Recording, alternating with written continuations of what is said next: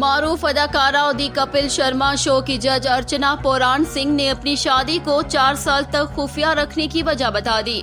Subscribe करें धरती news YouTube channel, पास ही मौजूद बेल आइकन को दबाएं और रहें धरती की हर खबर से बाखबर। भारतीय मीडिया को हाल ही में दिए गए इंटरव्यू में अर्चना ने एतराफ किया कि हमारे वक्त में इंडस्ट्री में इस किस्म का ख्याल पाया जाता था कि अगर औरत शादीशुदा होगी तो वो काम नहीं कर सकेगी। लोग कहा करते थे कि शादीशुदा खवातीन अदाकारों को ज्यादा काम नहीं मिलता। अदाकारा ने कहा कि इंडस्ट्री पर मर्दों की बालादस्ती कायम थी, मर्दों और खवातीन में फर्क किया जाता था। इंडस्ट्री में ख्याल पाया जाता था कि अब शादी हो गई है तो बच्चा हो जाएगा और फिर अदाकारा फिल्म मुकम्मल होने से कबल ही काम छोड़ देगी।